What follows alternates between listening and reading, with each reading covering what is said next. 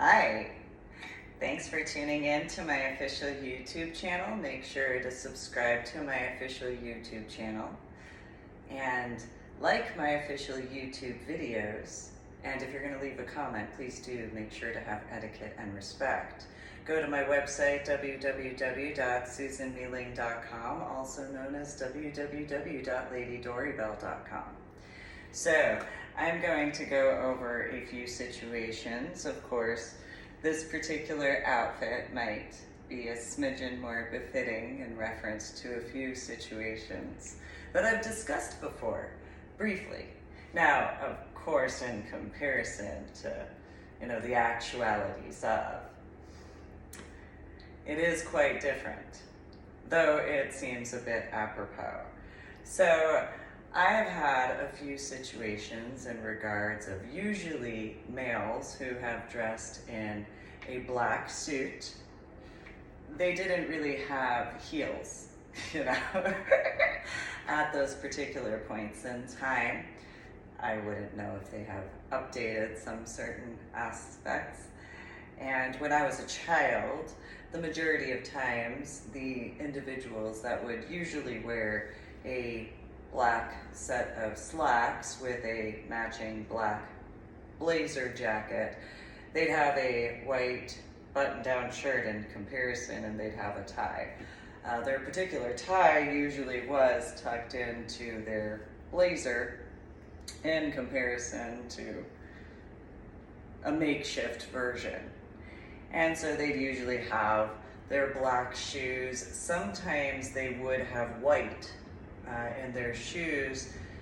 The type of shoes that they had, it did depend upon the situation. Usually they also had a fedora with them that they would take their head cover off when speaking with me. And so they were randomly at Old Tenet Presbyterian Church. They started showing up to Old Tenet Presbyterian Church where they would blend in. So in comparison to what I normally wear during my official YouTube videos, this would be more akin to certain factors of what they'd wear. And so very seldomly had I ever met a female that wore a black suit. Usually she wore a pencil skirt that went about just a little bit below her knees, and a blazer that matched, and the blouse would be very similar to this in certain references. They usually had a pin on one side or the other, and again, usually had a fedora. Something, I don't know what it is in the reference of, but I'm sure there's some symbolism in that particular regard. So in second grade, it was known in reference to a nightmare that I had in regards of, I suppose the way to put it is prophetic in certain references. And it was known. So while some individuals had already seen certain situations, so my babysitter, Sunny Sonia, and her husband, Joe Jose, had noticed that I had certain views and was capable to pick up on certain things. My biological mother and my biological father had a specific viewpoint that I shouldn't watch anything above a G-rated movie when I was a child growing up. Mainly it was in reference to because they were a deacon and a trustee of Old Tenet Presbyterian Church.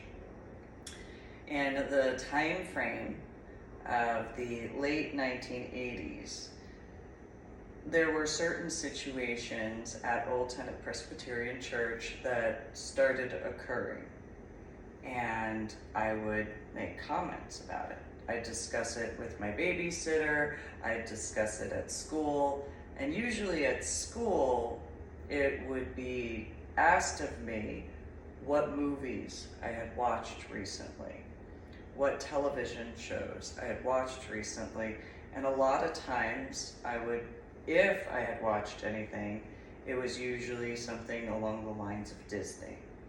or a cartoon in those particular references. I wasn't allowed to watch anything that was above a G-rated movie or television show a lot of the times, and I was also asked what if I had a bedtime. And because my bedtime was as my bedtime was as a child, I didn't get the capability or opportunity to watch certain television shows, usually that were on past 7 o'clock or 1900. Sometimes 7:30 or 1930 for military standard time in reference to East Coast Standard Time. So I grew up that way, and it was known. When I was in kindergarten, I was made fun of for that, because most people in kindergarten at Asher Holmes Elementary School had video game systems in their house and or a computer. There were computers in the house I was growing up in, but it was in a different capacity because my biological mother worked at Prudential doing information technology.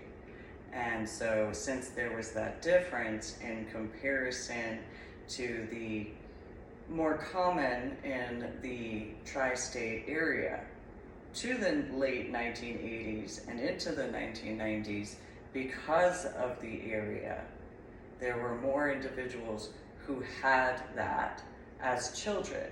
In this current time frame of the year 2022, it is more common. So what is common in the year of 2022 is extremely different than what was common for the rest of the United States of America during the time frame when I was a child, especially a young child. And so my babysitter, Sunny Sonia, and her husband, Joe Jose, their son and daughter actually had a Nintendo and a Sega Genesis before it was 1990, for the clarifications. Now, while online, you are capable to see that, yes, in the year reference, well, that's when the general public was allowed access to it. So it was in more stores in comparison. In other references, usually computer systems were more widely available, as minimal as it would be. Usually you'd have to go to Radio Shack or something along those lines to be capable to find some piece of technology, in comparison to nowadays where you have Best Buy, there was Circuit City for a while, so on and so forth for certain technological pieces. And so when it was learned in Asher Holmes Elementary School that I was being raised that way, by the time I was in first grade, I started having visitations in reference to males who were dressed in black. Usually they had the black suits, the black shoes. Some had the black and white. And when they were inside, they'd have the fedora. I thought it was normal. That was what was normal to me. Apparently that might not be so normal. So I suppose it depends on who you are, what normal is considered as. So at Old Tenet Presbyterian Church, there were multiple times from that point in time where individuals, they very easily had blended in. It was the equivalent for a reference point of people going on a military installation and wearing whatever BDUs or whatever Class A's in that capacity at Old Tenet Presbyterian Church. The easiest way to tell the difference was usually, especially because of the fashion in the 1980s and 1990s, was the majority of people who showed up to Old Tenet Presbyterian Church that were congregants or visiting, but in the civilian-y-ish sort of way, they would wear dark brown pants or slacks. They'd wear dark blue pants or slacks. They'd wear whatever darker color slacks, and then whatever button-down shirt. Sometimes they would wear a tie, sometimes they wouldn't. In comparison to the individuals who would show up in an actual black suit, and the varying degrees of thickness of fabric. Their ties usually were black, although depending on the suit fabric as well as the individual, I'm going to guesstimate having to do with ranking, depended on the thickness of their suit as well as the thickness of their white shirts. Sometimes the cuffs would come past the black jacket of their suit. And so this is just a makeshift version of what I grew up seeing and individuals that I grew up speaking with. And so while it was normal for me, I didn't realize until more recently the possibilities of it not really being all that normal for some. So in the time frames of the 1980s into the 1990s, I had a lot of experiences. The backyard to the house that I grew up in had a forest around the area. It was later developed into Carrollton homes. There are a few situations, if my biological mother and biological father were to remember, there was a Valentine's Day card that I had drawn a picture. And I had actually drawn a circular object with a cross in the center with 2 rabbits. And I had given that to them for Valentine's Day. And they had not liked that particular picture.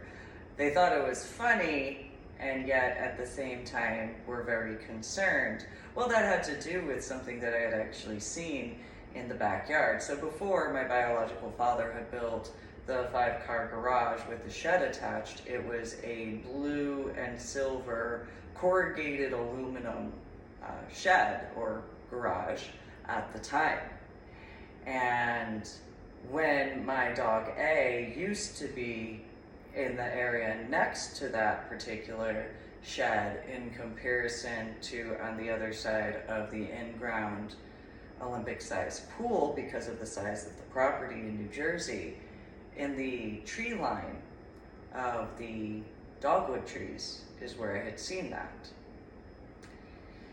And so I know that obviously in the 1970s is before the 1980s. So I wouldn't know what the reference point would be in the official capacity, of course, though my biological mother and biological father might have a better capacity to take that into consideration.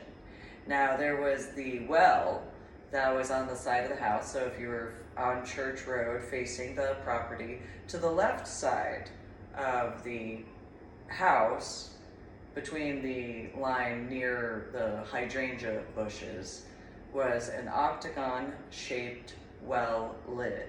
And it was concrete with several different types of stones in that texturing.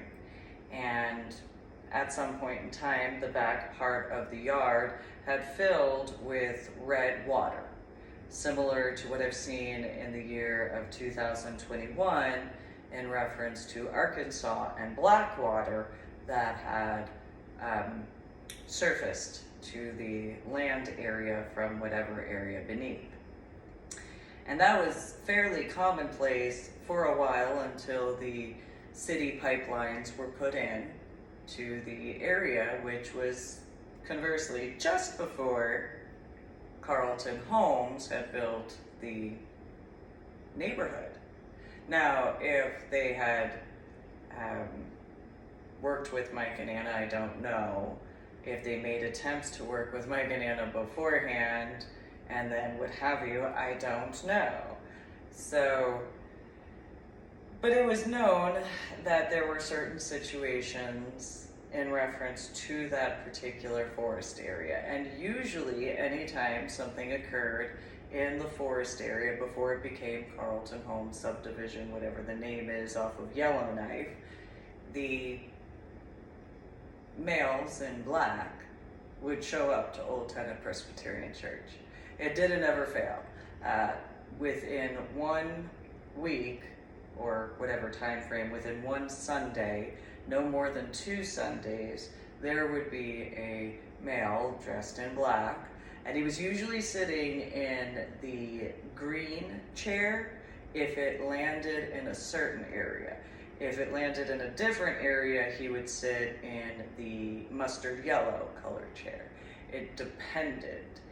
And they usually had a newspaper that they were reading, but they'd have whatever file that essentially I had to look over.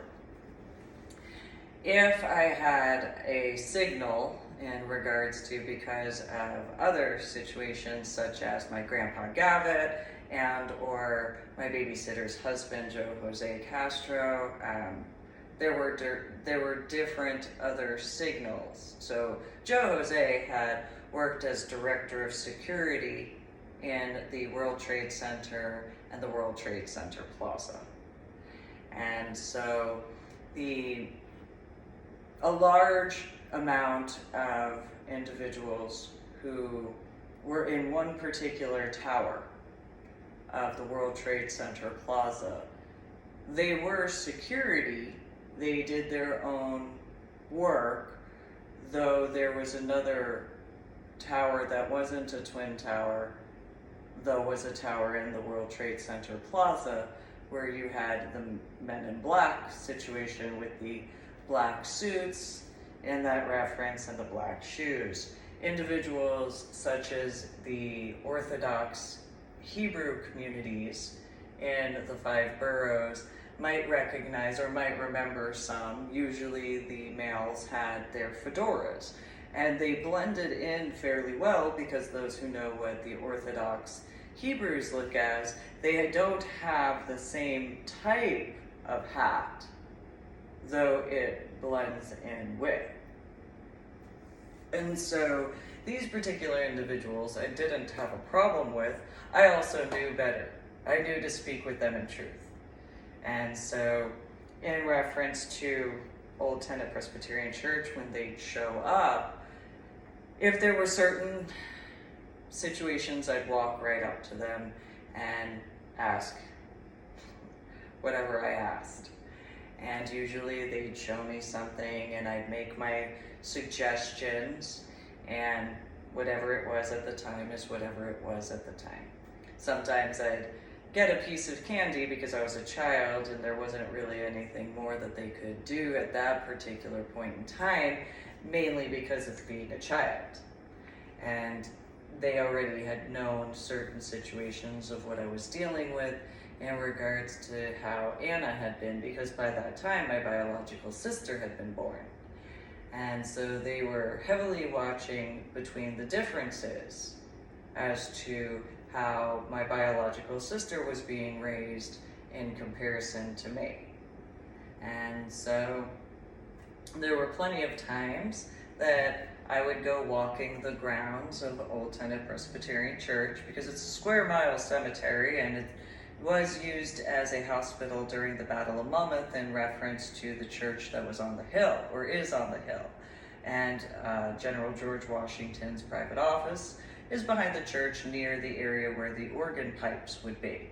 A little off to the side, but nonetheless where they are.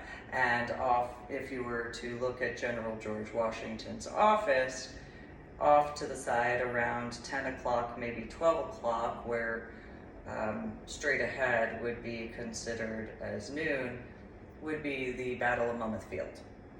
And so there was a year where we did a fundraiser, and I can't remember what the fundraiser was for. We were supposed to go around the congregation, and it was, if I remember, it was either shortly before or shortly after the discussions to make the basement in the bottom area of Old Tennant Presbyterian Church, which I had taken a stand against because of being capable to see. And so there were a lot of individuals, not just the males in black, though around the tri-state area, people had found out that I was there. And they'd come and speak with me, and I'd answer what questions I could. I'd speak with rabbis who would show up to Old Tennant Presbyterian Church, usually during the time frame of Passover and Rosh Hashanah and Yom Kippur because of the classes. However, there were times where some would show up and we would speak. Well, there was a fundraiser, and again, I can't remember what year it was, and I can't remember specifically what the fundraiser was said to be for. However, we were supposed to ride our bicycles, and we would put these monitoring devices, the equivalent of like a Fitbit, on the bicycles that would actually measure the amount of miles we went. And we were told what the actual plan was as to how we were supposed to ride our bicycles for however many hours, so on and so forth. Well, getting towards the back loop area, for those who know, behind where the area of Old Scots Hall is to the left, closer to the Battle of Monmouth, when getting up to a certain point, I looked off to the left and I saw one of the guys.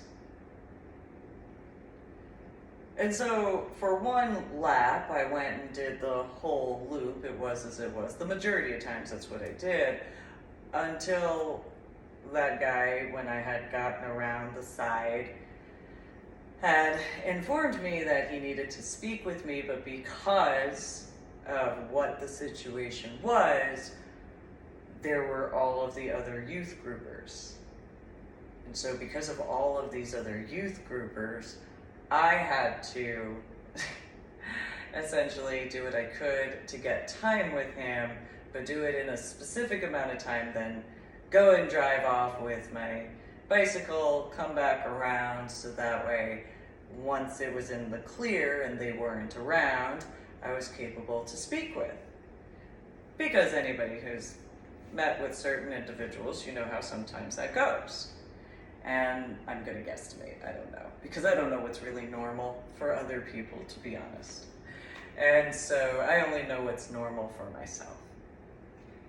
So during this point in time, however many hours in at this point, or half hour, whatever it was, I see that there's a few youth groupers that are off to the distance, and I'm very much informed that I don't have the capability to go around the loop because I already know how many are up behind me.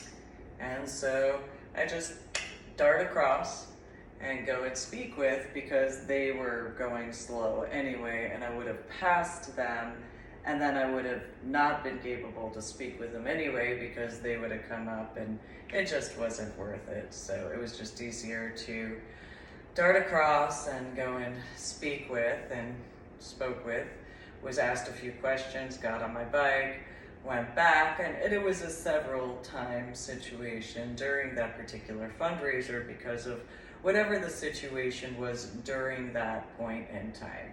Those who would know what year that was, as well as the particulars during that particular year, would know who in some capacity of that I spoke with, as well as what the situations in reference were.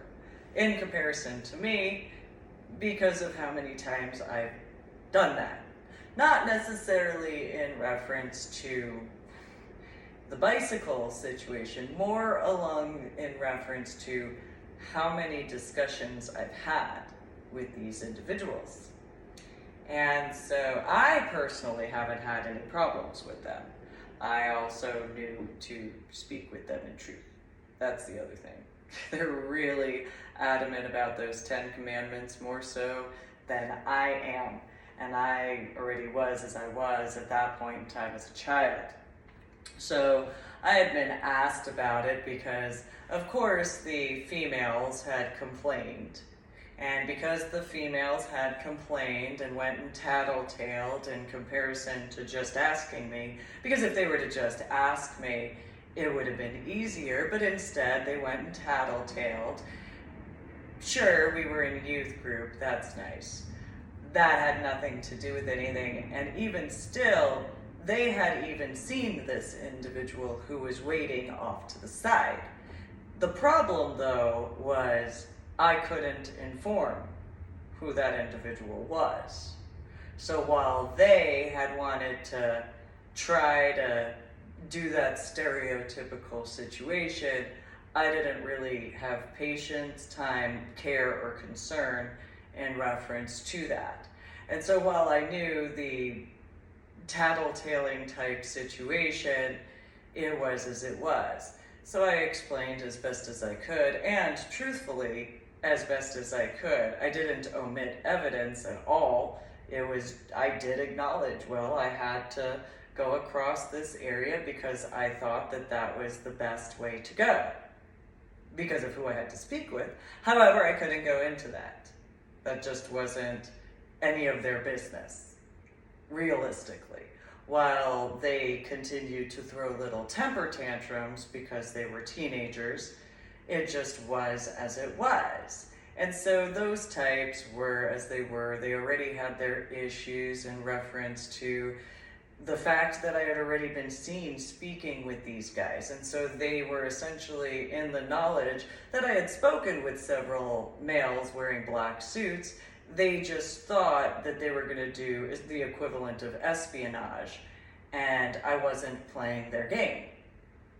And because I wasn't playing their game and I wasn't giving them information, they knew that the chaplain in the Army, who was Pastor Mackenzie, had been a chaplain in the Army, so their lack of intelligence, lack of common sense in those capacities were as it was. Obviously, the pastor would recognize, having seen individuals in black suits with black ties, depending on, and white button-down shirts. However, those children wouldn't ever think about that, because why would they? They were children and teenagers, and they didn't have common sense. So they had whatever viewpoints they had, and I just didn't have any patience. And because additionally, being in the lead or the co-lead, depending on whichever Sunday school play of whatever, those sorts of situations as well, because there wasn't one year, except for when I was in 5th grade, that I didn't have the lead. Every other year, I was always the lead or the co-lead in every play, and it didn't matter what play it was. And so certain situations were as they were regarding that. And when 1993 occurred, I was informed by my biological sister that certain individuals had been there and had asked where I was. Similarly to my babysitter's husband, those particular factors in reference to questions, which my biological father would probably know more so than my biological mother regarding Joe Jose, as far as the director of security for the World Trade Center and World Trade Center Plaza. So it was known in reference to 1993, I had a composition notebook, black and white. Those who know what that particular type of notebook looks as.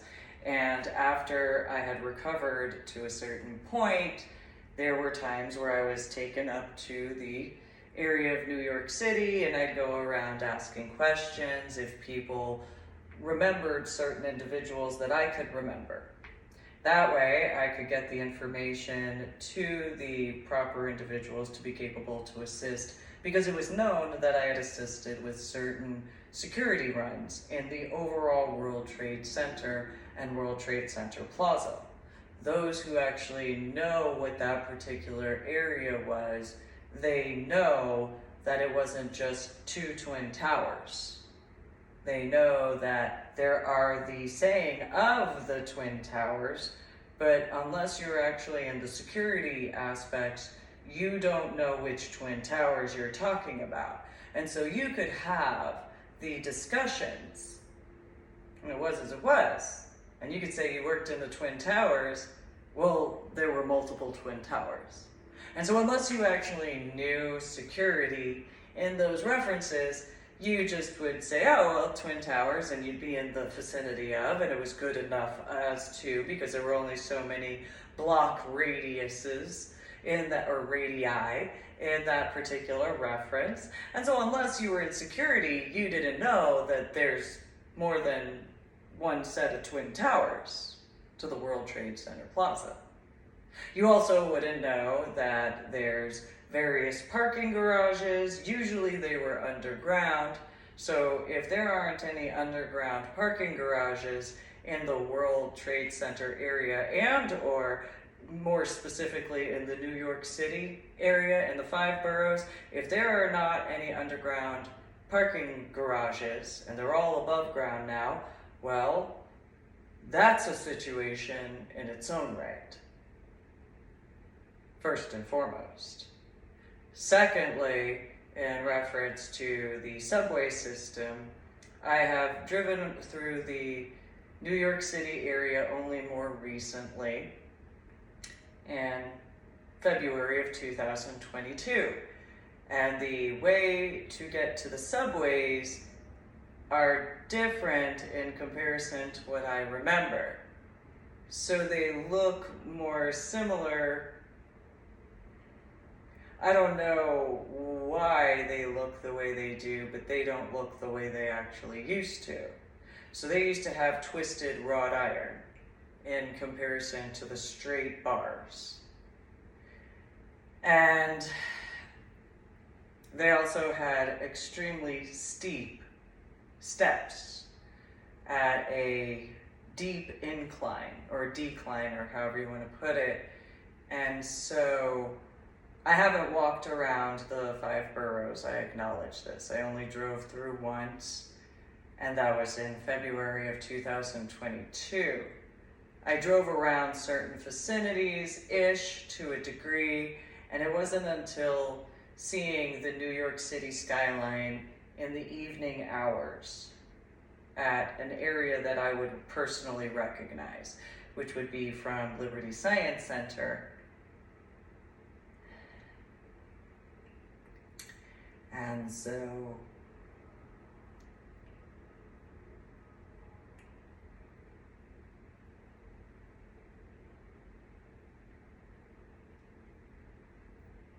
I have been working diligently to process quite a bit of the memories from my childhood.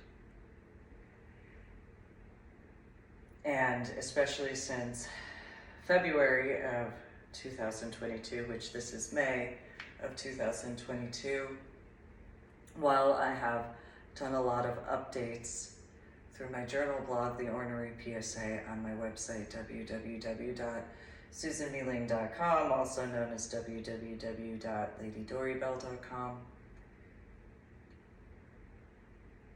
It's a lot to process. And so I've had to do the updates, especially if I am accurate regarding certain situations that continued on needlessly, hypothetically. So I have given a brief in this particular official lecture or monologue or sermon, or however you want to put it, statement, I suppose, even, regarding my childhood and teenage years. And so after 1993 was 1994, similar to after the 1970s is the 1980s. And in 1994, there was a solar eclipse that occurred. And I've looked at some of the maps on the internet in reference to how some of the solar eclipses occur and how they've been marked. And I remember in New Jersey, there was a solar eclipse that was supposed to be a specialty solar eclipse. And instead of what the normalcy was of going from the top of the United States of America at a downward angle, or in some reference of such as Canada in a more upper area, downward, and usually at the same sort of angle. In comparison, 1994 was essentially from Maine towards the area of Lower California. I remember with Mr. Lambert's class, we had 2 sheets of paper that we were supposed to hold. One had a circle cut out, and we were supposed to hold it a certain way. So that way, as the sun went through, we could see on the piece of paper the shadow from it. And in comparison to the 2017 solar eclipse, it was not a full solar eclipse, it was a 3/4 to 4/5 solar eclipse in that particular area. I remember that because I remember watching all of the plant life and the animals and situations, because you have the honeysuckle bushes and the forestry area from the parking lot to the Asher Homes area. You have a kind of an L shape, and you have the playground area, and you have a bit of forestry area that goes around the perimeter of the playground area and the baseball, kickball, diamond area upward towards the back of the school. The back of the school has, from when I went there, has a basketball court, the hopscotch area, the 4 corners box situation, and a tetherball, a dome sort of gym, sort of bar aspect, monkey bars, swing set, I think I said tetherball, and then some field areas. So that was my elementary school, Asher Homes Elementary School, and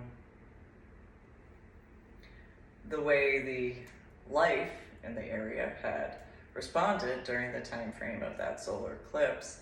I don't know what other people from Asher Homes Elementary School who graduated in 6th grade in 1994 remember, if they were in Mr. Lambert's class, because I don't remember the other classes for 6th grade being outside. I only remember Mr. Lambert's class being taken outside to that area. So what I remember is Mr. Lambert's class was right by the door, and we got up in whatever time and went out the door, and we stayed on the blacktop area, and he went over everything. I don't remember the other classes being brought out. I don't even remember any of the other recess or gym classes being in the vicinity. I only remember Mr. Lambert's class being out there. Others can clarify and verify what they remember in comparison.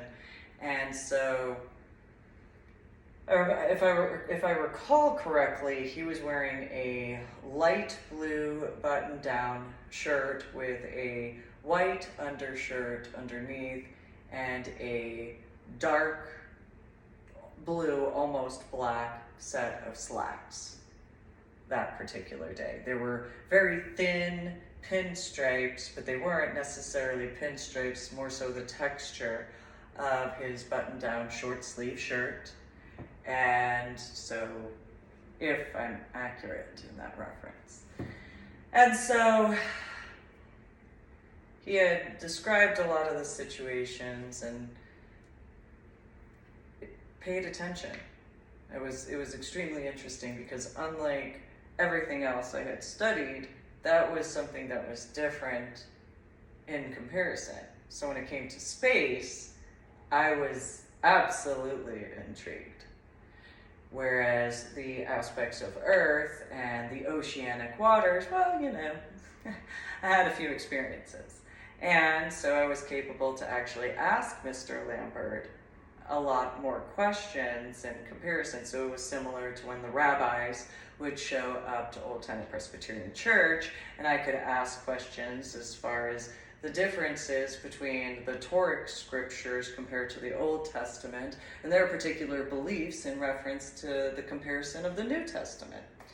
and so on and so forth. So similarly, in a different capacity, of course, I was capable to ask Mr. Lambert in the differences as to the National Geographic books, to the scientific books, the various textbooks that we had at Asher Holmes Elementary School that were college level, but usually in reference to the teacher's manuals, they went by grade. So in comparison to just reading the whole thing from the beginning all the way through, it was all these different sections and subsections and so on and so forth, and I wanted to know, I wanted to understand, I wanted to comprehend, I wanted to do something that was greater. And I didn't really like the particular structure of the school.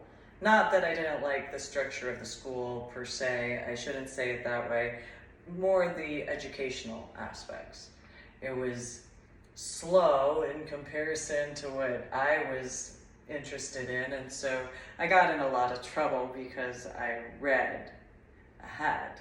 I also read before and read after, so a lot of the elementary school teachers were, oh, you know, you're so much more advanced, and some of the teachers weren't capable to answer my questions because I had read all of the prior information and all the way through to the end. So I had read even the appendix section because I was that type of child. And so because I knew that there was more information, I wanted to understand, I wanted to know, because that was the way you could do something to assist. And so in reference to the solar eclipse, Mr. Lambert, he was the one teacher in Asher Holmes that I had personally wanted as my own teacher. I was so elated, especially after 5th grade, that was the teacher that I got to have. Majority of students in Asher Holmes Elementary School were like, he was a tall guy, big shoulders, and seemed like the biggest teddy bear ever. He seemed so completely misunderstood by the amount of students I couldn't even put into words. And he also seemed like the type of guy that, you know, people would go up to at a bar and wouldn't even realize that he's just a huge, gentle giant. And he really was. He really was the one teacher that I wanted and needed to have. I had seen him when I was in, I think it was kindergarten one day, and he was walking with his class to, I think he was taking them to gym, and it was, who's that? That's who I'm going to have as a teacher. One day I'm going to grow up, and that's who I'm going to have as a teacher.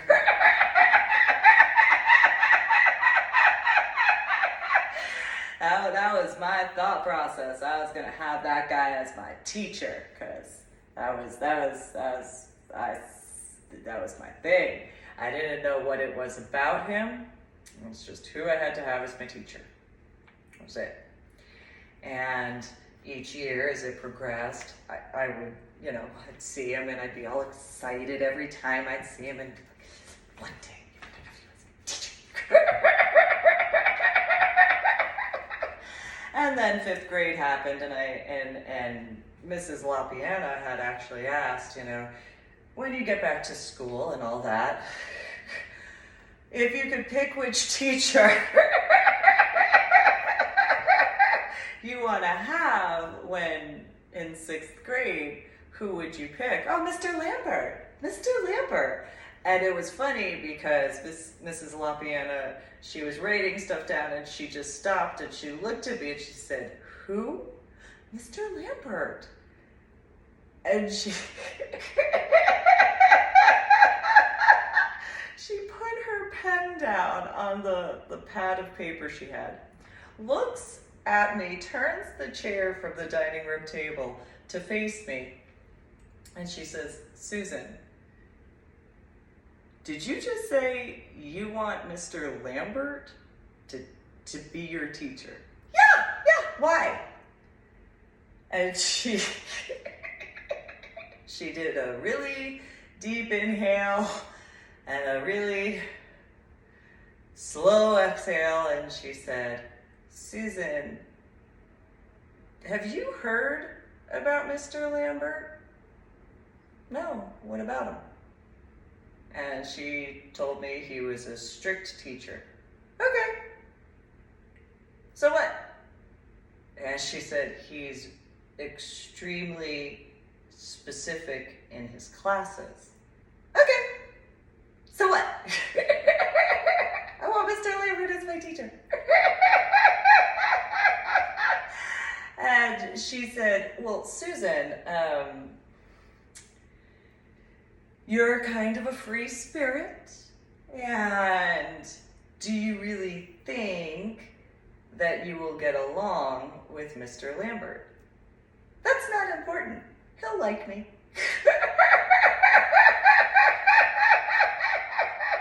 And she said, "Well, why would you say that?" "Because I'm going to learn from him. That's why." And her response was, "Well, of course, that's part of a teaching." "Yeah, but you don't understand, Mrs. LaPiana. I have to have him as my teacher. I want him as my teacher." And well, he's more advanced. He's very specific. Yeah. That's it. Yeah. Uh-huh. I can make a joke. I was born in the year of the dog. And so I actually did have him as my teacher the following year. I was excited. I had gone into his class. I'm like, yes!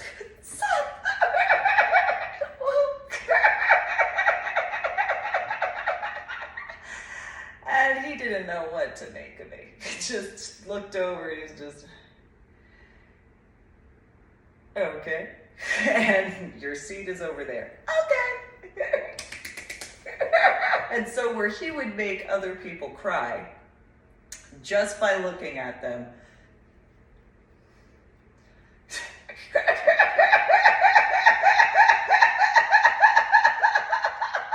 I really liked him all the much more. Just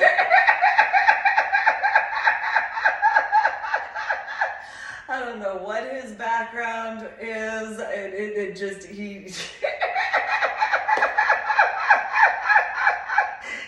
it was just perfect. It really was. I don't know. I mean, I'm sure others would know far better than I. Nonetheless, it was just one of those. Yay. You're awesome. Nonetheless, in regards of whenever we would talk about science, most specifically space, well, then he got my attention. I mean, he already had my attention. And so I'd ask some of the other students in other classes about what they were learning in science. They weren't at any level that Mr. Lambert was teaching. And I was elated. So there was a time frame later in the year where Mike, Anna, Patricia, and I went to Delicious Orchards. And walking around, Anna had told me to go get something, and I had seen Mr. Lambert carrying a bunch of pies. Or maybe, I think it was pies. And I was like, "Oh, hi, Mr. Lambert." And he was surprised. "That's awesome you work here." And he's like, "What?" "Yeah, it's Delicious Orchards. Some great food. And just don't tell any of the students right now that I work here." "Okay." I wasn't planning on it, but that's cool. And just kind of left it at that, and afterwards, it was as it was. And so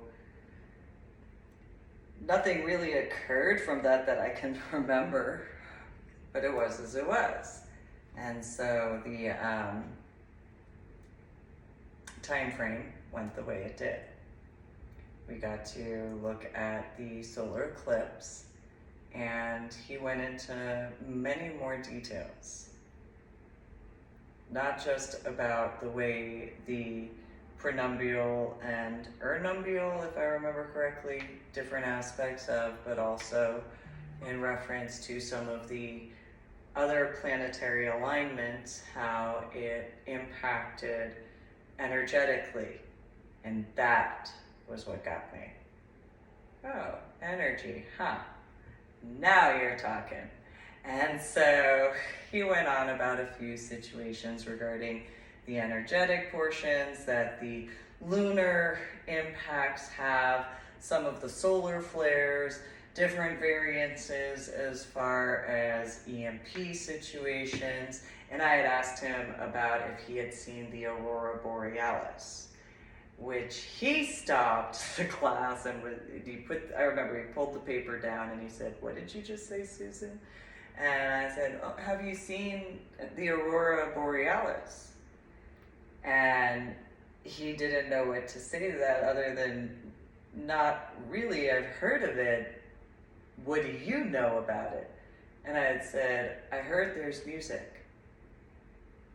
I heard that there's all sorts of music that plays, and I want to see what happens in the ocean." And he looked at me and he said, "Why would that be of an interest to you?"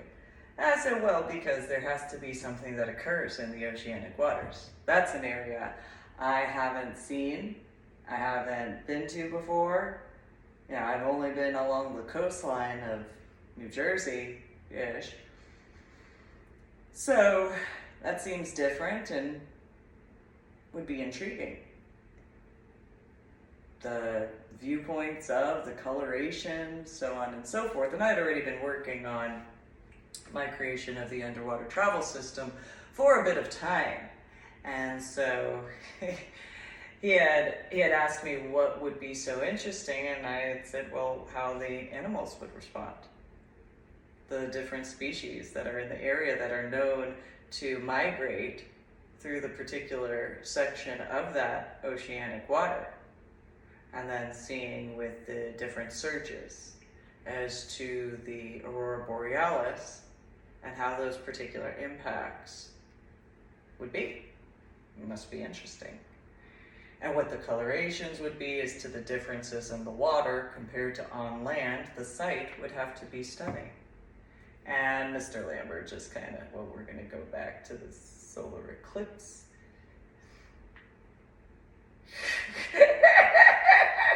Nonetheless, shortly after that, you know, a few men in black guys showed up to Old Tenant Presbyterian Church. You know,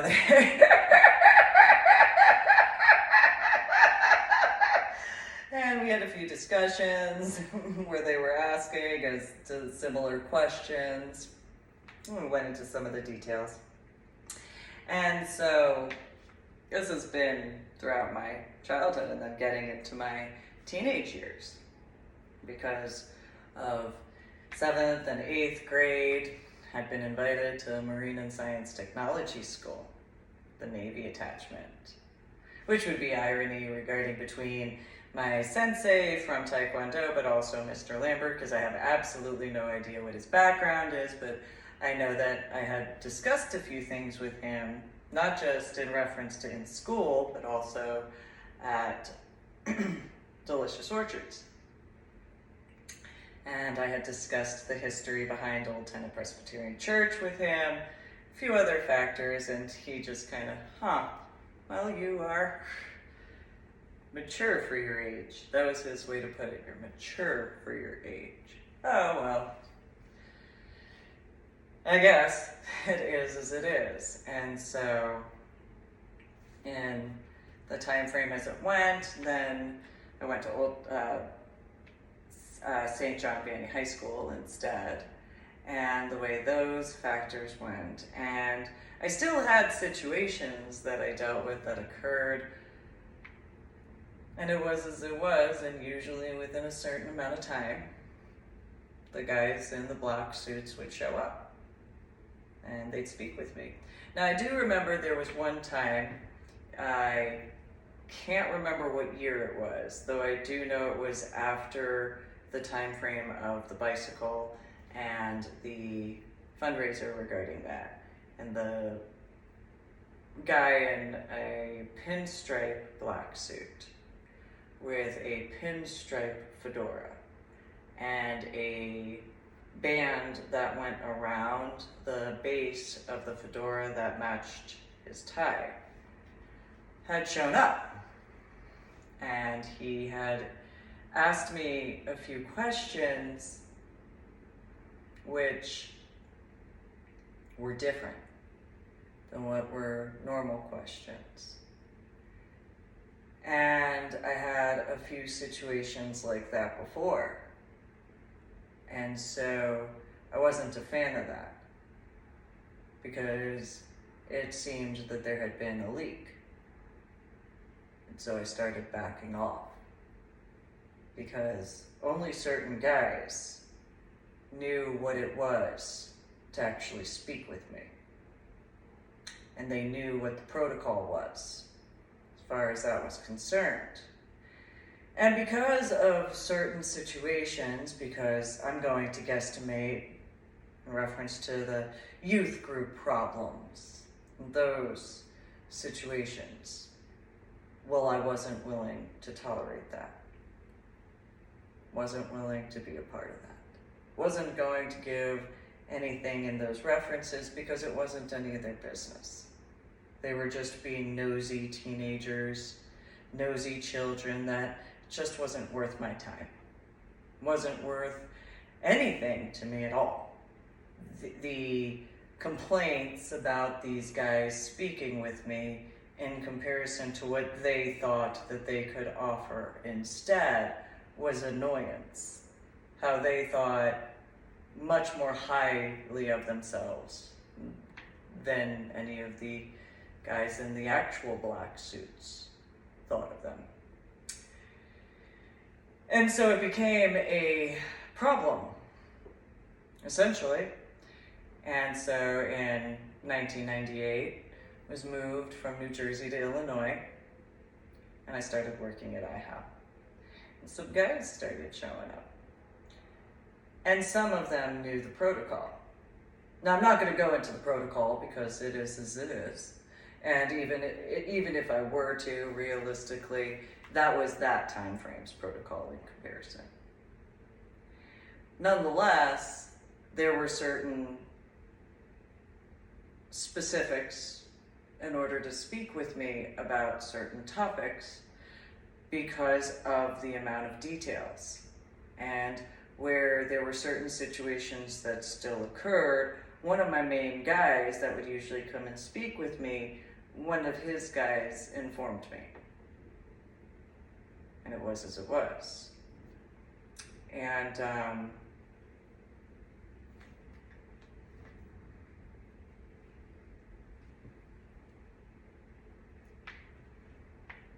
I could only get so much information at that time. And so, because of the location in 1993,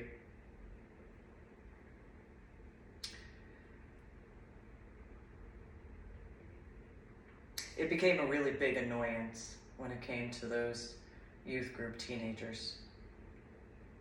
Really huge annoyance as far as their needless involvement, as far as I was concerned. And so I didn't respond well when they continued to try to pry. Really got annoying after a certain point in time. And while some had wanted to blame things on certain situations, the reality is that they needed to accept accountability for their stupidity because that was their responsibility. Some of these youth groupers were older than me. Some of them were the same age. It didn't matter. They were teenagers. They knew better. They could try to claim certain things and it just wasn't gonna fly. And so my biological mother and biological father knew I was dealing with how they were, and my biological sister was causing a bunch of needless problems additionally because of the way it was, and they didn't know that my biological sister was stirring up a bunch of the needless drama between the youth groupers and I because she wanted information that wasn't any of her business. Because she wanted to feel special, and she thought that whatever she thought, in comparison to paying attention to the fact that if she actually was viable, well then she would have been invited to Marine and Science Technology School with the Navy attachment when she grew up. Since she knew she wasn't ever going to get invited to attend Marine and Science Technology School with the Navy attachment, she also didn't have an interest in it because of the work requirements, these types of needless drama situations, in my opinion. So, fast forward to 1998 and have a few guys, and my biological sister was with some people and had noticed some guys in black suits with white button-down shirts, black ties in my section. And it started all over again because she wanted to feel important because other people told her that her feelings actually mattered. They needed to specify to them in comparison to other people. I dealt with that when I was in the state of Texas. I had actually told people in the state of Texas, that's nice that other people might find your feelings important. That's not me. And there's quite a few other people that I would guesstimate couldn't care about your feelings, especially with some of your choices. So if you're going to choose to stir up needless drama and then try to complain about your feelings, guess what? It's just not going to fly. And so I dealt with that starting in essentially 2003, and it went the way it did because I just wouldn't tolerate certain things. My biological mother and my biological sister tried to inform other people that we had a closer friendship when I was younger. No, not at all. People in the state of Texas tried to claim, oh, it's a sibling rivalry. No, a sibling rivalry requires certain things, and I just wouldn't participate.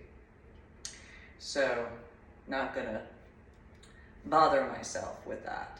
If I have to, and it's because of the amount of, well then it's not gonna be a sibling rivalry at all. It's gonna be judgment. Pure judgment. And so,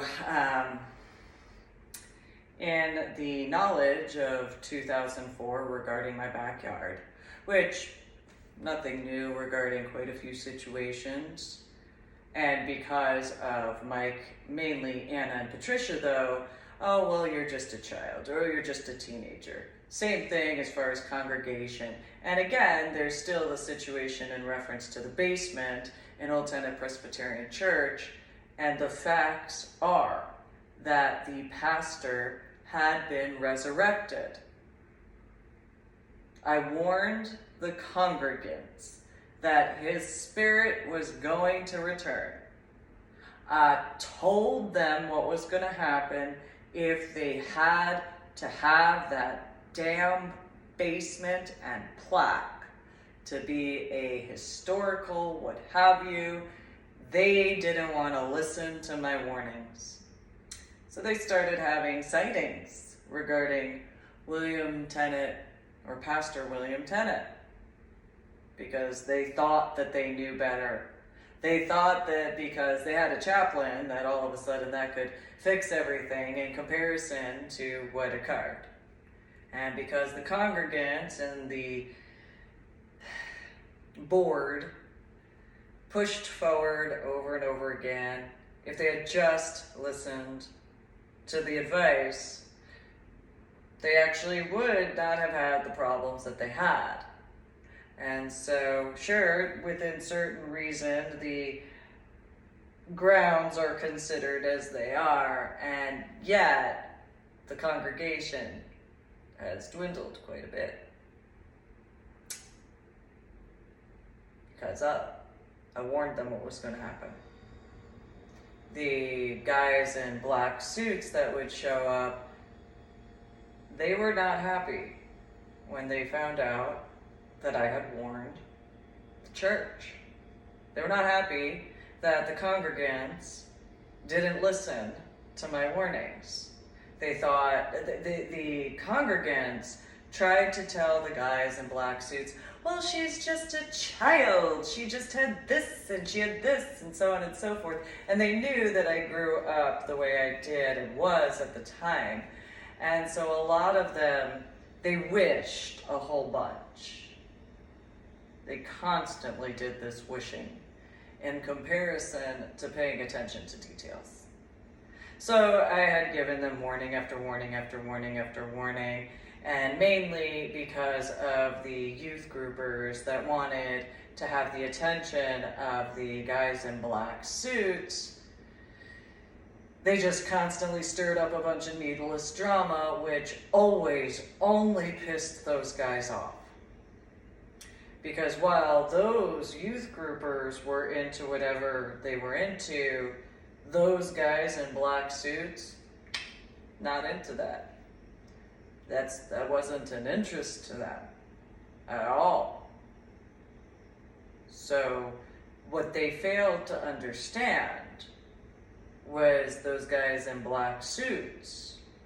They didn't want to have something to do with people who had a lot of pop culture references.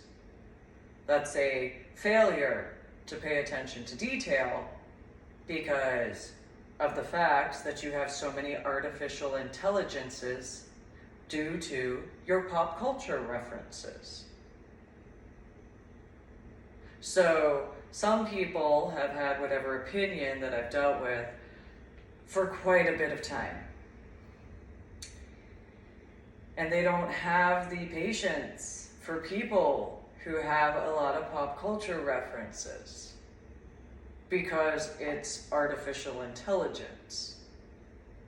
That is the largest form of artificial intelligence. While some have their opinions as to ways to explain metaphors, to a degree, yes.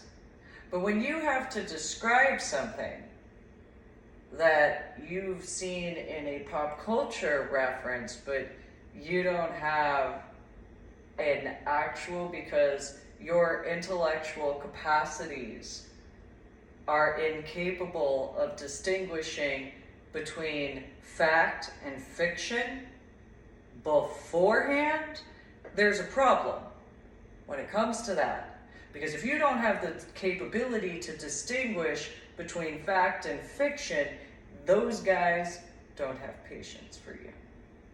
Because they need, when it comes to certain things, the capability to distinguish. So when describing things when I was a child and when I was a teenager to these guys in black suits, well, there's a difference because I grew up where I was only allowed to watch G-rated movies, and by the time I was a teenager, I really didn't want to see many movies. I would later, to a degree, mainly documentaries or fact-based movies, things that were people's actual lives in comparison to fictionalized lives. And sure, while I understand fictionalized lives could have some basis somewhere in that capacity, it's still a fictionalized situation in comparison to facts. And so, especially after waking up from a coma after my head injury on Palm Sunday in 2000, I'm not interested in fiction. I can write fiction. I've had that capacity. I did that before my head injury on Palm Sunday in 2000. It was actually quite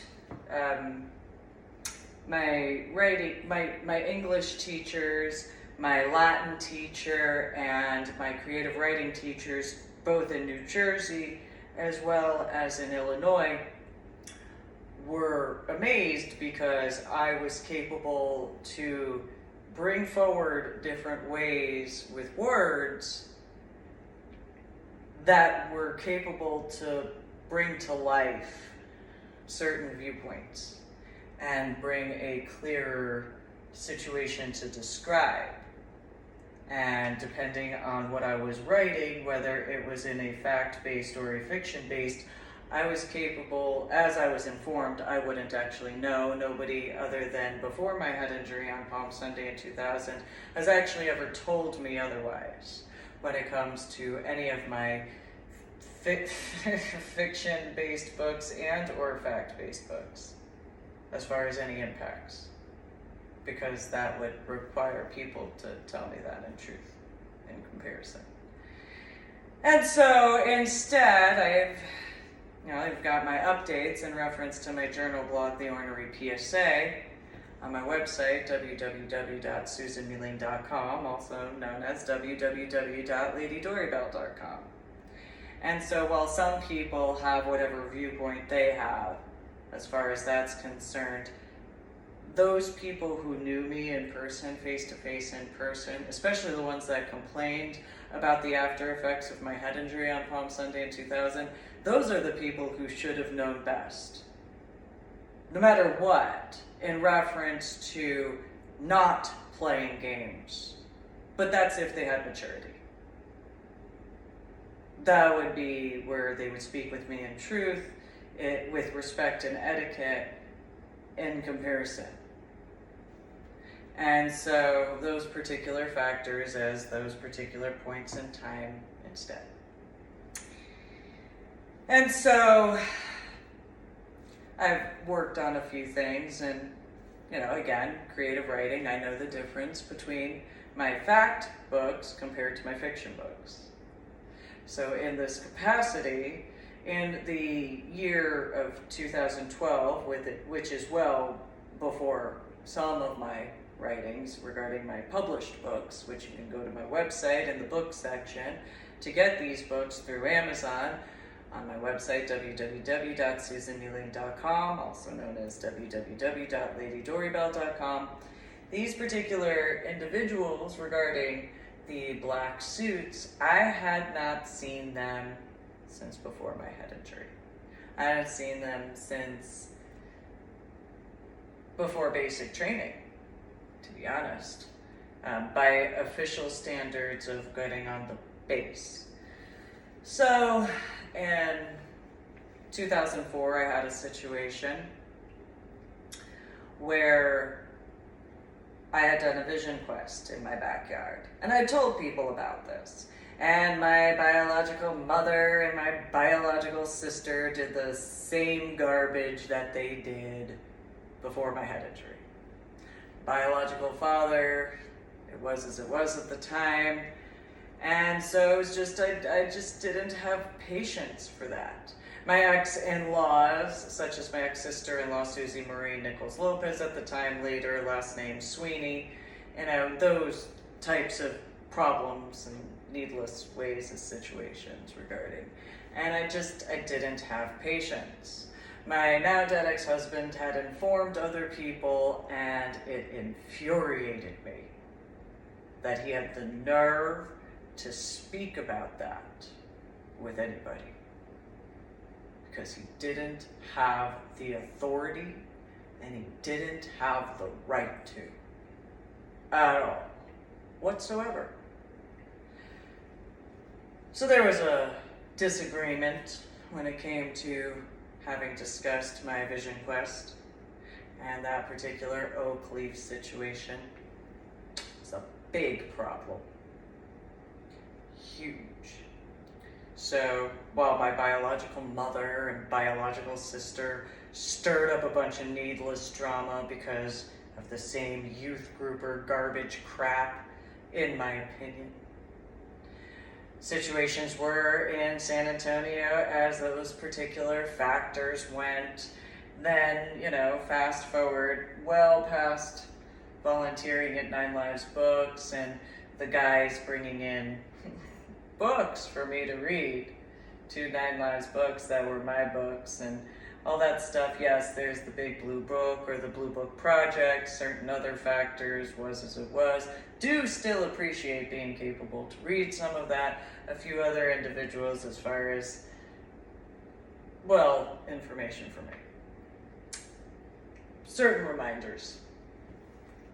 And so then there was moving out to Carrollton, Texas, and those particular situations. Now, after the 2004 aspect, I refused to speak about anything any further when it came to that, because of the responses, because of the choices, because of how that went, and it was as it was. I just wasn't willing to deal with it, because those types of needless problems with people who stir up needless drama was not anything I was willing to deal with.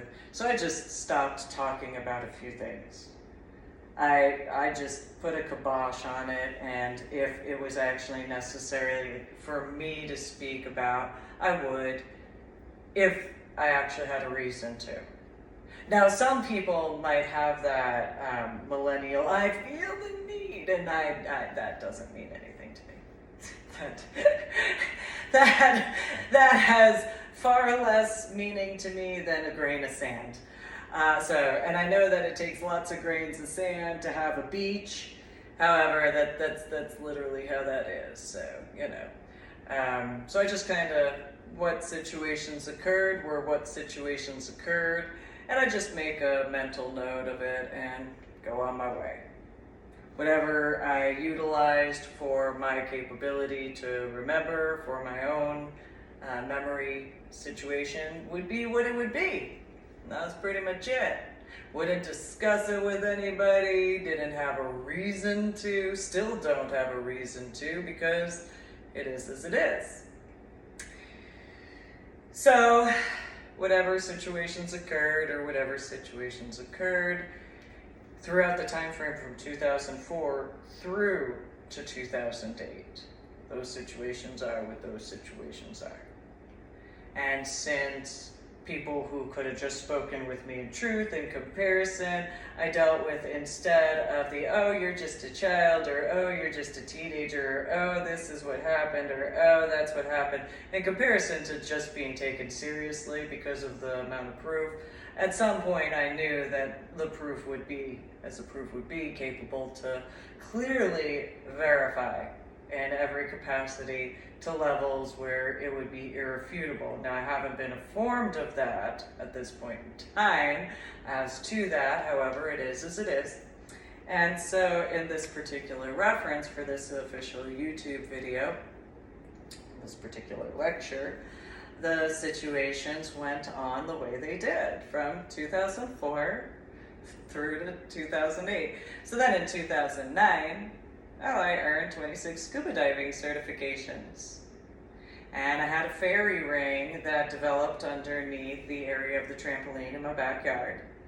And at a point in time, I was dating a male that was a scuba diver after what occurred in reference to the Gulf of Mexico and Cozumel, where, well, I saved him from a lot. I saved the whole scuba dive group. The entire trip of Cozumel, if they only knew, if they only knew. Nonetheless, it was as it was. They didn't have to deal with anything. They were capable to survive, and it was as it was. So what's irony about that is one particular individual had been into motorcycles and all that sort of stuff, and I had informed him of how I had been about motorcyclists. Not personally being a motorcyclist myself, though being as I am. Well, he had his opinions, and it was as it was. I made attempts to speak about the poofy fish situation with him, and he didn't really want to talk about it at those times, and it was as it was. I know that I have the starting points of questions that I had sent to him in a text, but he didn't ever respond. to me in those particular references of the text. So that is as it is, because that requires discussions, using words audibly, because that's how a discussion actually occurs in comparison. So anyway, that's 2019 compared to 2009. So in reference to 2009, after Cozumel, I had noticed a few guys at a few locations, and I recognized they were, of course, in certain what would be considered camo situations. And yet there's certain things certain factors from my childhood, my teenage years, and it's just, so those times went the way those times went, and in comparison to my childhood and teenage years, I could tell that they were kind of more reserved in comparison to the guys I knew, but they were also the guys I knew in comparison. So as 2009 went on, and I went forward with quite a few things because of after the Vandenberg scuba dive and a few other situations. Well, I was honestly waiting for my Men in Black guys to show up. I kind of figured if anybody was going to show up after the Vandenberg scuba dive, I'd have my guys. Well, usually, it was as it was. So I figure, looking back now in the year 2022, most likely what occurred is International Scuba was asked, and if they told the truth, it probably would have been a half and half situation, where half of the instructors either complained and then the other half had something positive to say, and it was as it was. Well, they were informed in regards of not only before referencing the Cozumel situation, but they also were informed that I was going to go land at the bottom of the ocean and surface alive. Regarding the Vandenberg, I was going to go take care of what needed to be taken care of, and this was in 2009. In my 3-volume book series, The Adventures of Susan Mealing, Scuba Diver Extraordinaire, on my website, www.susanmealing.com, also known as www.ladydoribell.com, it's the facts as to the situation. And so, from the time frame of August through to September, before my cavern scuba diving certification, it was known in reference to not only Cozumel and landing at the bottom of the Gulf of Mexico out there, though also by that point in time, having landed at the bottom of the ocean, both at the Boca scuba dive as well as the Vandenberg scuba dive. And so my trip was booked in regards to my cavern scuba diving certification. Real quick on that. So these particular aspects as to what I was dealing with at the time frame were as they were. Now,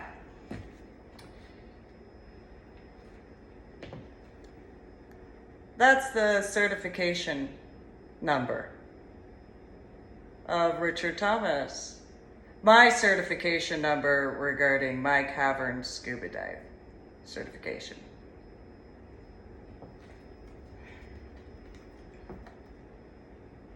And so while the other numbers that I was given in reference to the Adventures of Susan Mealing, Scuba Diver Extraordinaire, well, that's the card number instead. And it's so weird because all of the other certifications, which you can verify, the Adventures of Susan Mealing, Scuba Diver Extraordinaire, as to the differences regarding that. And, you know, those guys that I remember from way back when, they were very particular when it came to the truth.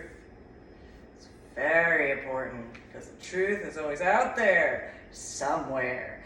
And so I know I didn't earn a instructor card. That's not really important when it comes to landing at the bottom of the ocean and surfacing alive, especially when it comes to background and training. And so those particulars. Now my hair has grown out in comparison to my picture and all that sort of stuff for my scuba diving certification cards through Patty. So, in reference to having been in Florida, Orlando area, and the situations regarding my regulator. You know, if you actually take scuba diving seriously, you just don't mess with certain things. You know, like gear. If you take scuba diving seriously. If. So, when having gotten to the area and the chauffeur from my house to the airport and all that stuff, I had my regulator bag. Comparison. Somehow it just didn't actually get there. It's so annoying. I really don't have patience for those types at all. And it was known that I packed before. Now, those immature types, that needless drama that's unnecessary in any capacity, especially if you actually take scuba diving seriously. If you don't take scuba diving seriously, well then you stir up needless drama and you play games when it comes to scuba diving. Or even swimming if you're training or testing yourself. You know, those types who don't take scuba diving seriously, if they know someone is testing themselves or training themselves or whatever it is, they do that child garbage in comparison to actually taking things seriously. Though it is assistive for individuals who actually look at certain factors because of what is required. Because when it comes to certain types of work, well, there aren't games allowed at all. You have to have the common sense to understand that there aren't games allowed whatsoever. It's just the facts. If you can't understand that games are not allowed, well then go find something else to do. Because if you're actually interested in certain factors, such as got this creation of the underwater travel system, well, I can't have people who are willing to play games. As far as that's concerned, I'm about life. And in regards of other situations that I've dealt with, I don't have time for games. That's not something that's needed. That's not wanted. That's not preferred. That's not desired. Nothing. That's not anything of any capacity that's of anything of value. So while some people might think so, that's their opinion, and that is as it is. It's a difference. It's reality. So even though in 2009, so going back to that, went out to Florida, went to cavern excursions because, you know, surprisingly at the time, but not now in 2022, Richard Thomas was not surprised. And his response was, oh, well, I guess we're gonna just have to take a detour to cavern excursions to go speak with this guy I know, and so on and so forth. It's a problem. And so the female Allie, who had come up from Carmen area, Mexico, you know, she was infuriated because, you know, that looks horrific. You know, if you actually take scuba diving seriously, especially as a cavern scuba diver, You're supposed to have everything taken care of. So needless problems in that reference. So, you know, we went to cavern excursions at the time when it was opened, and yeah, it was cool. I got to speak with the owner, who had been a cartographer during the time frame of the mapping out of Peacock Springs 1 and Peacock Springs 2. Carmen was pissed. She was enraged that, you know, at me at the time though, in comparison. Because why would a male ever pay attention to that sort of hypothetical sexist needless drama? Because why would he ever pay attention to common sense and how that actually would translate later on and long term? Because, you know, I mean, I don't know when the last time he went out to the cenotes had been. I wouldn't know. That is as it is. You know, if you take scuba diving seriously, you'll actually take scuba diving seriously instead. So, you know, yeah, it would have been smarter instead to just say, well, we're going to go over here in comparison to stirring up needless drama, because people who would actually take scuba diving seriously would want to make sure to take scuba diving seriously, in my opinion. And so I had explained to Carmen, or Allie, about the situations, because she had wanted to know why I could ever forget my cavern gear regarding a brand new regulators arrangement. This whole situation. So there's a difference between my style of scuba diving and recreational scuba divers.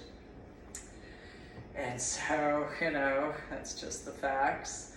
There's a difference between cavern scuba diving and then recreational cavern scuba diving.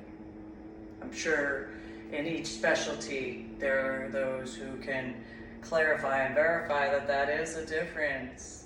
So there's my style of scuba diving. I'm sure, especially when it comes to Allie, she's cavern and cave scuba dive instructor level in comparison to, you know, I'm sure she's had some recreational scuba divers that she's dealt with. Maybe there's one I just made a reference to. And so hypothetically, she would know. But she asked me quite a few questions because she wanted to know how I, after everything she had been informed about me regarding Patty Stewart, so how could I, and so I made attempts to explain, and I was, you know, going through every thought process in comparison to what anybody who would lack any maturity would ever think, because, you know, common sense, if you actually take scuba diving seriously. Then again, I also didn't want to go to Disney because I deal with headaches and migraines, and maybe someone who's been to an amusement park who's had headaches and migraines could probably discuss why I wouldn't have any need to go to an amusement park dealing with headaches and migraines. It offended Patty Stewart in comparison to common sense situations. Accountability for that stupidity, that responsibility at times, just saying, is as it is. And so, while I wouldn't be surprised if Cavern Excursions had contacted some guys, because, you know, Florida kind of has a coast somewhere.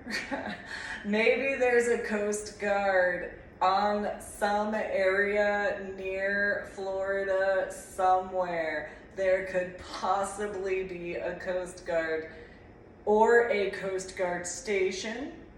I'm not certain if there's any, I don't know, could there be a Marine Corps somewhere, guys? Somewhere in the Florida area. I don't want to assume that there could be some Navy guys in the vicinity.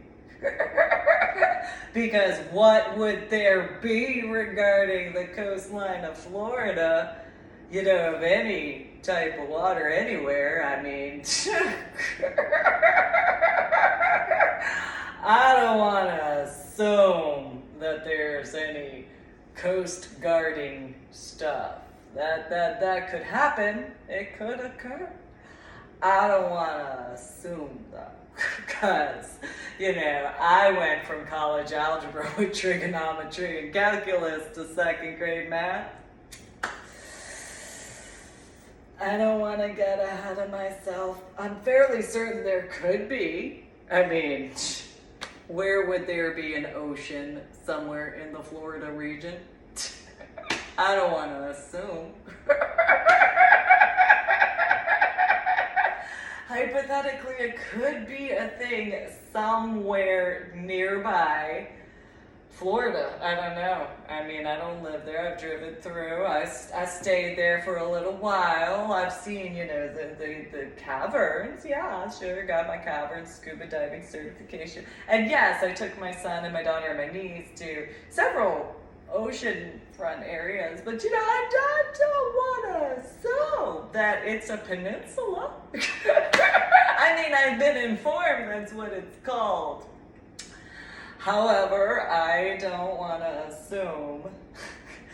Maybe, because land masses change, similar to Clear Springs Scuba Park used to be a lake and now it's like a pond. I don't want to assume, because what would I know about that? I'm not a scuba dive instructor. I earned 26 scuba diving certifications and, completed my work as I have over the time frame from my childhood into my teenage years, as well as in my biological adult years, starting in 2003 into 2004 and 2005 and then 2009 and then 2011 and technically 2012. However, it is as it is. I don't want to assume that Florida has some oceanic waters nearby at all. You know what? I could make a joke. Maybe there's oceanic waters and a gulf somewhere in the vicinity of Florida. I don't want to assume, because, there are those who have their opinions regarding a few things. I know I can sound possibly, there's Fort Dix in New Jersey, so, I was born and raised there. So I grew up going to the overall tri-state area, nonetheless. So, in that time frame in Orlando, Florida, and that whole situation as that went, it just was that I had to redo my buoyancy, even though I earned a peak performance buoyancy certification, but because of my gear situation. That was what had to be redone, only because of my scuba diving gear. See, if that wasn't a problem, I would have actually been capable to have that done correctly. But, that's just a hypothetical that Richard Thomas had no right to ever involve himself in my life, in my work, in any capacity of, wasn't involved with, wasn't interested in being involved with, and a few other factors. Because I actually took my scuba diving seriously. I know I look as I do. That doesn't change the facts. And I didn't consent to any needless problems in those capacities. I also really don't like assumptions of me at all, whatsoever. I'm very adamant about actual discussions, in genuine truth, in comparison. So those who have assumed over the years, well, that's just exactly that, and those who know how you spell assume, well, that is as it is. So then there are these situations, 2009, There's uniform fetish ball in that capacity, among a few other factors, because of having been in modeling. And those types that don't have an actual right to do certain things, especially in reference to when there are certain mandatory aspects. And well, whether or not they understood, I'm a sponsor in regards to the military. So I explained that I'm medically retired from the Army. And so I'm actually a blue ID card holder of and for the Armed Forces of the United States of America, which translates to there are certain mandatory requirements, and if other people choose to think they have a right to get involved when they actually don't, that translates to I get to deal with extra work because of these needless problems and those types. So let's say in reference to after the cavern scuba diving situation, and let's say there were some guys who showed up asking questions about me. See, these guys, they would require mandatory truth, especially when it comes to what I discussed. That's a 10 Commandments situation. So thou shalt not bear false witness. And those particular factors, those guys, I mean, I don't know if anybody other than myself, I'm sure there are plenty who have met these guys. They may not know that they've met these guys, but if you've ever been in an event, I went to the Margarita Ball. I was so excited to go to the Margarita Ball. I'd heard about it on the radio. I was engaged to a guy shortly thereafter. I was just, want to go. I had a sensation. And yeah, the Toys for Tots situation, that was a big deal for me. Now, I didn't tell the guy I was dating at the time. I knew that there had to be some of my guys. I knew it. I could sense it. I know my guys. And it's been a while, but of course at that particular point in time, it wouldn't be necessarily as possibly remembered depending on who they were. So I was all excited. He looked so handsome in his little tuxedo. It was just, got him all dressed up and stuff like that. He looked so good, it was fine. And I was like, all right, well, that's great. You look fantastic. You got your little black pants, and you got your little black suit, and you got your little black tie, and you got your little white shirt. Look at your little white shoes.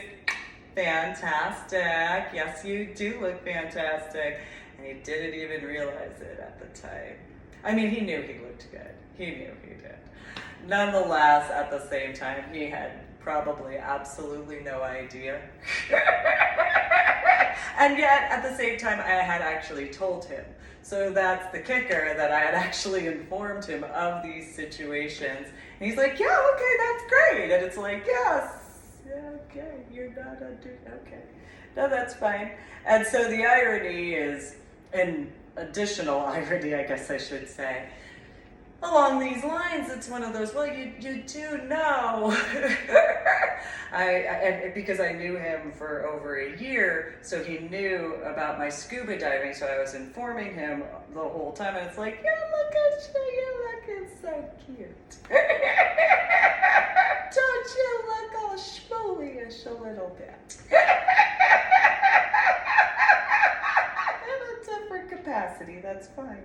And so again, I've discussed in prior official YouTube videos regarding my VW Beetle I named Zippy, because she looked like a little bumblebee, yellow, had a black convertible top and black leather interior. She had an attitude, I do acknowledge that. There was a time when I'd gone to Florida and I'd asked some people to watch my house at the time, and they tried to put the convertible down, and apparently Zippy was not having any of that when I got back and after having the discussion, because at first her main issue was that I went to Florida and didn't have her in tow. And then there were a few other issues as far as if you added to, I'm just going to leave it at 2004. And so she had her issues there. Then she also had her issues in quite a few ways. Her little glitter eyelashes and flower petal tail light covers. And the guy I was engaged to twice, he was like, "Oh, you watched a movie?" No. Her name is Bumblebee, or Zippy, you know, she's my Zippy Bumblebee. Talking about. And so recently I found out they made a movie named Bumblebee. That's kind of funny. By a lot, because, you know, there are certain similarities, but a few people I had given at that different points in time permission to, well, Zippy made her decision in that comparison. Yeah, she didn't tolerate them trying to do the convertible thing. Then she also, her windshield wipers had issues with another situation. She had her particulars. She was okay with Sean McCall in the passenger seat. She was okay with Lawrence in the passenger seat. She was okay-ish with Sean Leonard. That was actually kind of funny because of his scuba dive color suit. And then her shape, so, you know, she's a female car, so females know how they are about their shape, and so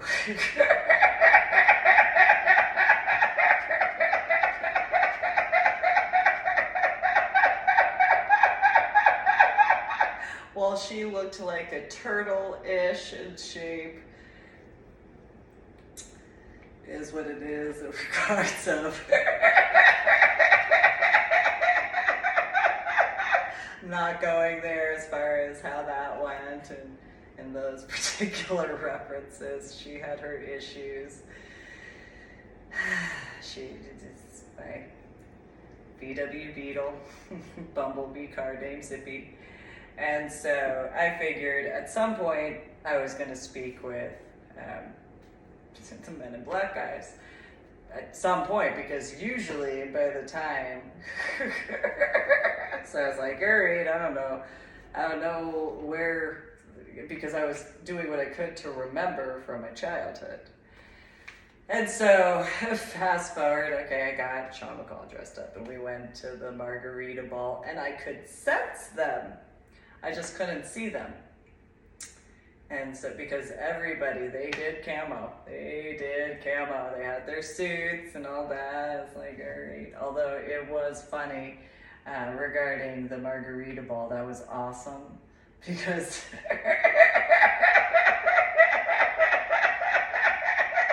it was fantastic to see so much enjoyment in regards of, and it didn't matter what the age. It was fantastic. And, you know, Sean McCall was just, he didn't know what to make of it. It's like, this is fantastic. You don't know. And so then later on in 2010, situations went as they did. And then in, as the overall sort of situation, including defending myself regarding Corona, and then Corona beer, I should clarify, obviously. Then there was especially because of the year 2022, this was in 2010 comparatively. Then in reference to in Austin in 2010, there were a bunch of people that started talking about how they thought they were the most intelligent in the universe. And I clarified to them, no. At first, I made attempts to be kind, and then I just had to be a dick. And so, at first, it was when these usually college students or college degreed individuals that had said, we're the most intelligent in the universe. Do you want to take that down a notch? You want to go from the universe to like the Milky Way galaxy? You want to do that? And no, the most intelligent in the universe. What about like on Earth? Like, you want to not have that much of haughtiness and ego? Like, I mean, I don't know. Like, you might want to take that down a notch. No. We're the smartest in the universe. We went to college, or we're going to college. Okay, well then, awesome. What about the continent above the equator? You wanna like hemisphere, something, no, the city, no, the whole universe, really. I don't believe you are the smartest in the universe. I don't. And then, of course, well, what would you know? I am intelligent enough to know that I know nothing. That's what I know. So I'm just gonna not go there because I'm not willing to deal with those particular factors. And so fast forward to 2011, and that's Irving, a few situations regarding that. After I had spoken with the individual regarding Exotic Easter about my scuba dives, literally shortly after that, and had a situation on the back patio a few times, and that was after the Bank of America tower situation as well. Few things, just one after the other, and it was great, dealt with whatever, and it would have been great if people would have spoken the truth about me in comparison to what I was dealing with during those times. That accountability for their stupidity is their own responsibility, because it is important to tell the truth, the whole truth, and nothing but the truth. So it is as it is. So then there's 2012. And in 2012, I began a lunch munch brunch.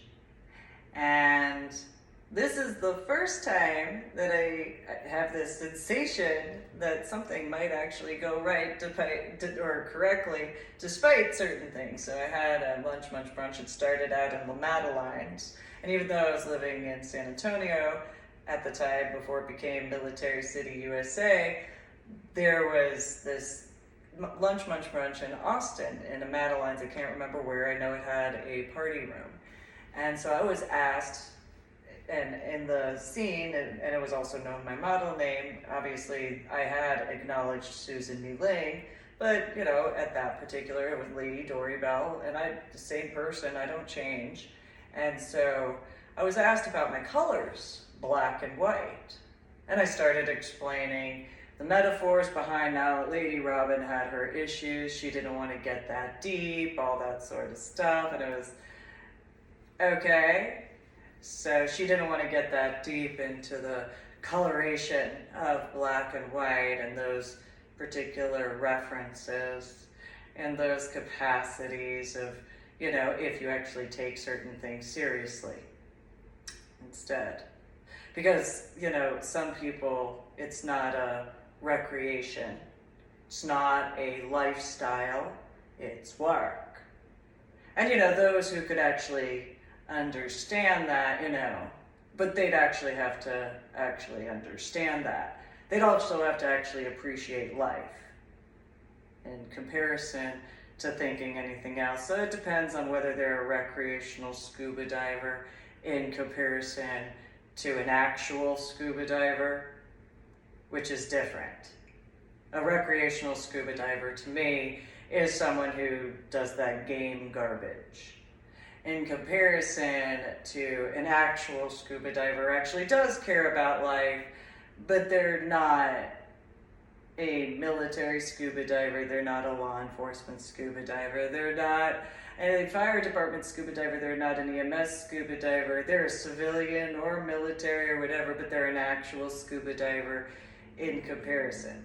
And yes, my style of scuba diving is obviously far different, but that's kind of the facts. Well, shortly after this situation at Lamadolines, I have an expansion of my lunch munch brunch, and I can't remember this particular location, but on the second floor is where the meeting would occur, and we were capable to be in the open air and all that sort of stuff. I could smoke a cigarette in comparison to being indoors. That was my big thing. It was for my comfort. It wasn't for anybody else's comfort. It was for my comfort.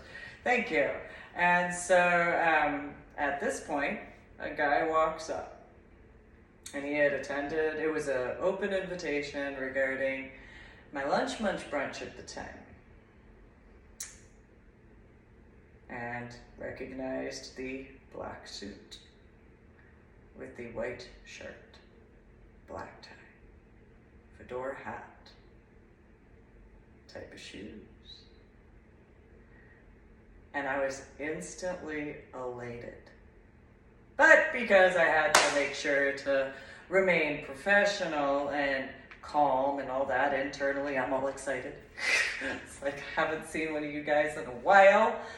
It's been a while, how you doing? But externally I gotta be cool because, gotta make sure I run my group, the correct way.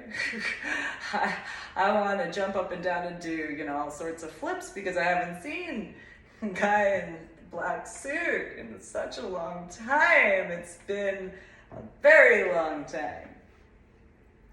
So go and speak with him after. There was a situation that I've described before. And while I'm not certain if he was one of, but he did have certain factors in that particular reference. And I was excited because it was like, yes. But I wasn't asked about Irving. I was asked about Club Femme in Austin. And I was, all right. I mean, that's fine. I can, internally it was like, oh, never mind. It's not the same as the, all right, fine. I can deal with whatever. It is what it is. So then, fast forward to the end of 2012, and ironically, shortly after seeing him, I started dating Matt West, which was weird. I can look back now and think in reference to that. And then 2013 and all those situations, and haven't seen the particular types since then, because there's a specific type regarding the suits. It's not just a black suit with just a white button-down shirt. It's not just a black tie. It's a few things combined because it just is. So I don't really have words to explain these situations because depending on the rank, I guesstimate is the way to put it because of the fabric and a few other factors in these references. Now, I didn't hear about anybody else knowing about these Men in Black guys until more recently. I think it was 2020 or 2021. On YouTube, I found out about this song called Men in Black. And what was the other one? Black Suits Are Coming. And I was like,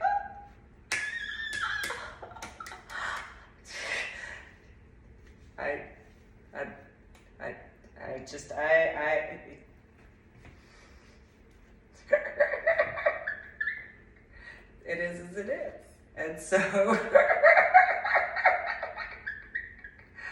so I've done my updates and my journal blog, the Ornery PSA, on my website, www.susanmealing.com. Also known as ladydorybell.com or www.ladydorybell.com. And so I've been working on that since essentially 2020. more so regarding my official YouTube channel after the COVID situation really kicked in that reference. And so those clarifications and verifications, how integrity really truthfully does matter, how truth and honesty truly do matter. It's very important for a multitude of factors. So I acknowledge I didn't go into details in reference to Irving in 2011, similarly to quite a few updates since 2019, because, well, quite frankly, it didn't matter to me. Not that it didn't matter to me, it just didn't matter to me about other people as far as their opinions, because I'd already dealt with quite a few things since I was a child and a teenager. So it was one of those, well, if you're going to speak with me with etiquette and respect, we can discuss it. Otherwise, it is what it is. I grew up a certain way. I didn't grow up the way my biological sister did. And while some people might have thought that was how I was raised, I don't know what about my personality would ever be considered as similar to my biological sister's. However, that is as it is. In that hypothetical, in order for me to actually be similar, I'd have to pay more attention to labels in comparison. I'd have to pay more attention only to the physical in comparison to who someone is. I'd have to pay more attention to only the external compared to the actual. I'd have to pay more attention to the pretties in comparison to the reality. I'd have to actually be more fluffy, and I can be fluffy as a bear.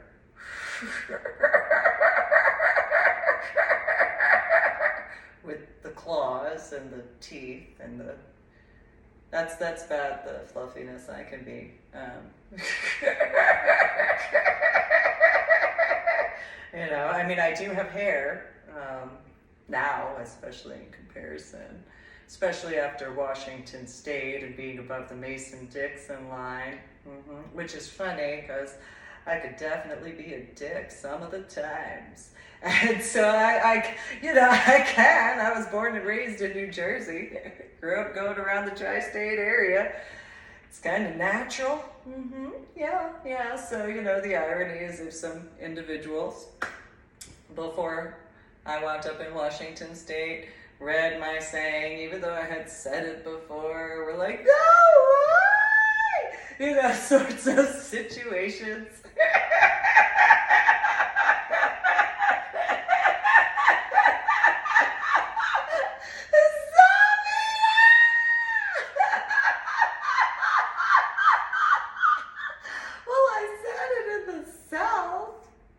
Mason-Dixon line. Maybe it was, I don't know, maybe they didn't hear me correctly, I don't know. Or it is what it is. Nonetheless, I did go above the Mason-Dixon line, and sometimes I can be a dick. I haven't hidden that. And so it'd be kind of irony if they were like, she was so sweet. Except for here, and here, every time we complained about how she doesn't have a filter, except for certain whatever, and except for this, and just proving each and every point in time of, well, is there really a difference between above the Mason-Dixon line to below the Mason-Dixon line, or is it just the same? Probably. And so for this lecture, monologue, sermon, statement, what have you. And so for my official YouTube channel, make sure to subscribe and like my official YouTube videos. Subscribe to my official YouTube channel. Go to my website, www.susanbling.com, also known as www.ladydorybell.com. Nonetheless, I haven't hidden that I'm a dork at all. Some people might not have really realized how much of a dork I could be, but that probably has shown over time. I can make that joke, you know, for dicks, I'm a grower before I go and show. Because, you know, I mean, you got my journal blog updates before going and taking care of my official YouTube channel videos. So by technicalities, I grew my journal blog, The Ordinary PSA, before I started to show in reference to my official YouTube channel. You know, I am a biological female. That is as it is. I was born that way. And I was born in New Jersey, so, you know. So that's how that goes. So it's kind of irony. In one of some of the areas of my modeling locations, I got to be around some really cool airplanes, you know, and some motorcycles and stuff like that. And there's a burgundy color, Mercury color car that maybe some people from San Antonio can remember. If I remember correctly, I think I saw it at Mike and Patty's. Anyway, I think I saw that in one of my modeling photos that, I don't know, it might be important to take in consideration. Nonetheless, I had made the joke with one of the photographers at this particular situation that, yeah, sure, I could get on top of the airplane wing. What is it made out of? Because having known my scuba diving, and it being the year 2010 is one of those, it's made out of balsa wood.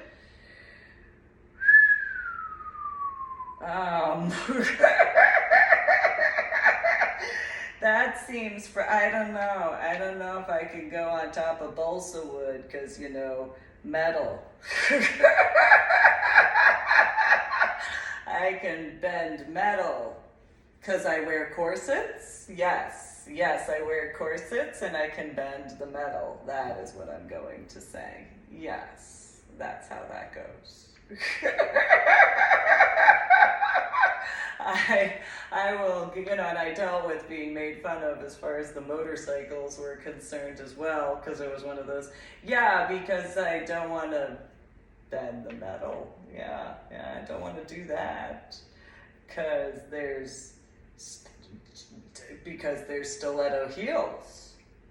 And with stiletto heels, there is technically metal in the heels.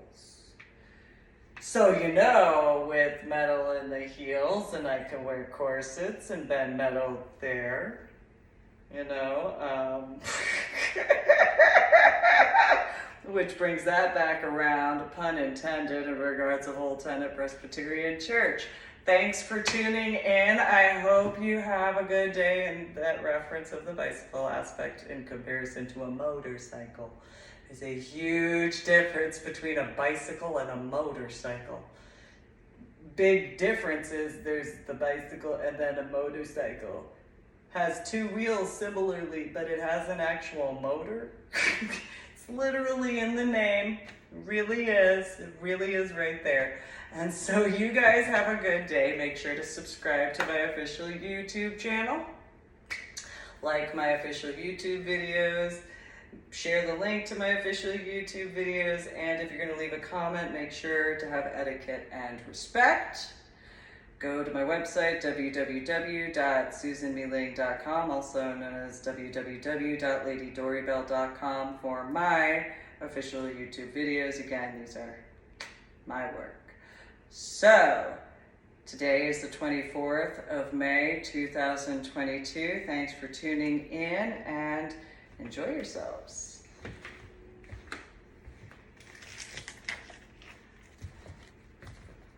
The 24th of May, 2022.